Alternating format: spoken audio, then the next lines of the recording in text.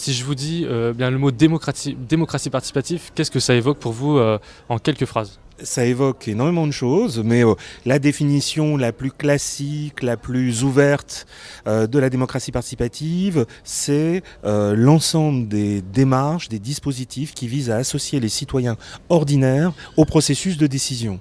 Mais ça peut être des démarches institutionnalisées, c'est-à-dire qui sont mises en place par les autorités politiques, mais ça peut être aussi des initiatives qui viennent des citoyens eux-mêmes et qui interpellent les pouvoirs politiques ou essayent de contribuer d'eux-mêmes au processus de décision.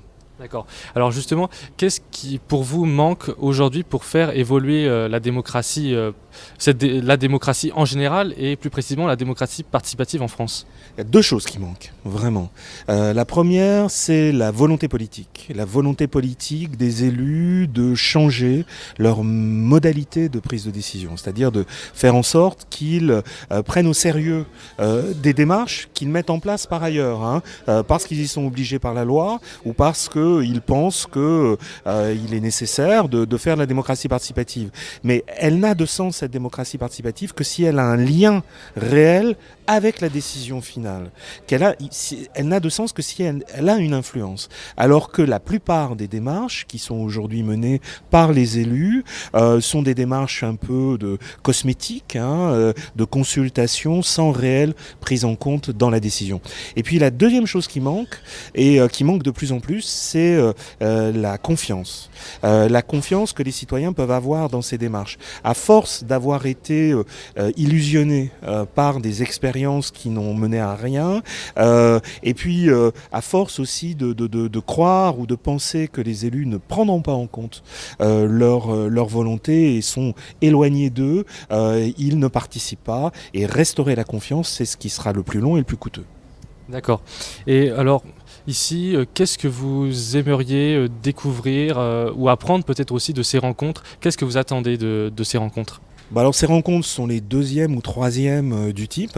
Elles témoignent de la structuration d'un champ professionnel qui émerge, des gens qui travaillent dans le domaine de la participation, qui mettent en place des démarches de participation. Moi, ce qui m'intéresse, c'est de voir les évolutions de ce champ. À la fois les contours, c'est-à-dire qui vient, qui s'intéresse à ces questions. Il y a des gens des collectivités locales, il y a des gens des agences, des consultants, il y a des chercheurs, il y a des étudiants. Moi, j'ai créé un master d'ingénierie de la concertation, donc je suis intéressé au premier chef par les transformations professionnelles de ce champ. C'est surtout ça qui m'intéresse, et voir qu'il y a 700 personnes qui viennent ici à Lille pour échanger sur la démocratie participative, c'est quelque chose pour moi d'assez significatif et de relativement nouveau. D'accord. Alors, pour finir, je vous ai demandé tout à l'heure que vous évoquez le mot démocratie participative. Si je vous dis maintenant le mot citoyen, vraiment très rapidement, qu'est-ce que ça vous évoque? Alors, citoyen, c'est évidemment un statut. On dit très souvent des droits, des devoirs qui sont prévus par la loi, mais c'est pas que ça, évidemment.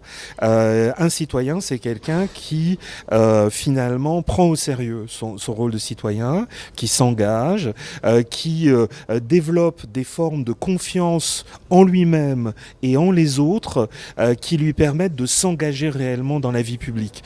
Pour moi, la démocratie, et c'est ce que je dis systématiquement, sont des institutions, on est d'accord, mais sont aussi des formes de vie, c'est-à-dire des manières d'exister dans le monde. Et être un citoyen, c'est avoir un ethos, c'est-à-dire une forme de vie citoyenne, c'est s'engager, faire des choses dans la cité.